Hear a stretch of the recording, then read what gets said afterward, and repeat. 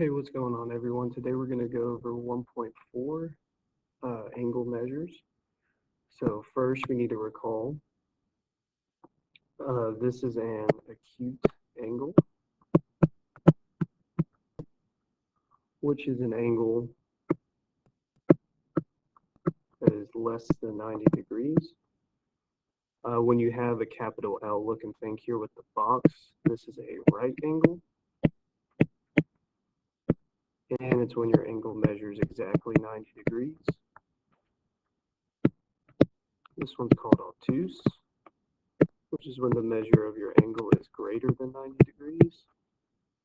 And lastly, this one's called a straight angle. Straight angle, straight line, easy way to remember it. And the measure of this angle is 180 degrees. If you choose any 2 points that determine exactly, if you choose any point on the line, that point determines exactly 2 rays called opposite rays.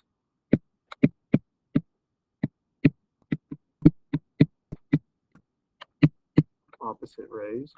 For example, here, JH and JK are opposite rays. And again, remember that rays go on forever in one direction. So we name angles with 3 letters, with the vertex in the middle. For example, if we look at this angle here, we can call this angle CPD, or it's equivalent to DPC. So for the other points, the order doesn't matter. It just matters that the vertex is in the middle. Next, you can look at this angle here. This is angle DPE, or equivalently EPD. Okay, lastly, the big angle, we can call this angle CPE, or angle EPC.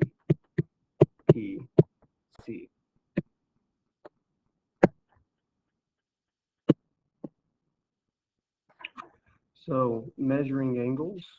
So degree is a result from dividing the distance around a circle into 360 parts. Let's look at an example real quick.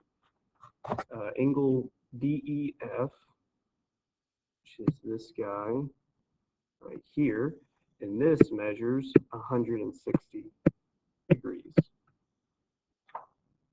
For angle DEB, that is this right here. So since it covers these two, we just add these two together and get 105 degrees. I'm going to continue on. So the angle addition postulate is very similar to the line segment addition postulate. Very similar idea, essentially saying that 2 parts equal the whole, kind of like what we just did above. So on this picture, angle RSP plus PST, angle PST, will equal the whole thing RST.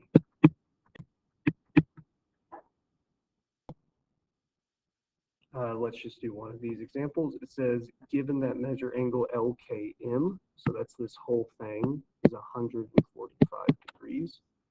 And it wants you to find the measure of both angles individually. So using the postulate right above, 2 parts equal the whole. So we could say 2x plus 10 plus 4x minus 3 equals the whole thing, 145 degrees. Combine your like terms.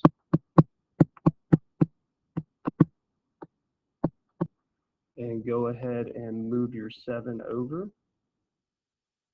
So you move your 7 over, it's 138.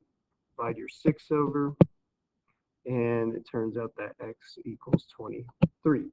So note, though, that didn't ask you to find x, it asked you to find the measure of each angle. So you just plug in x. So measure angle LKN 22 times 23 plus 10. So this is going to go to 56 degrees. Measure angle NKM. It's going to be 4 times 23 minus 3. And this is going to be 89 degrees. And again, note that they should add to 145, so you can double check, and they do. Okay, so that's one example of that. Let's move on to the next, angle bisector. Angle bisector, again, very similar to the segment bisector. An angle bisector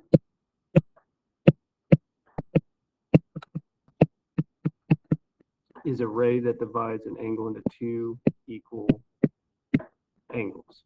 Again, very similar to the line segment bisector. Bisector is always going to mean the same thing. It's going to cut something into two equal halves, and we always put what it's cutting into two equal halves in front. So angle bisector. So let's look at an example. Example 3, it tells you, it states BD bisects angle ABC, and it wants us to find X.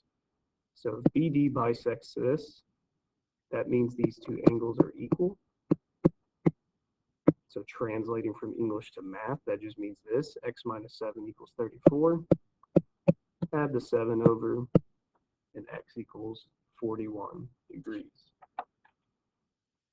And that is a summary of 1.4 angle measures. Thank you.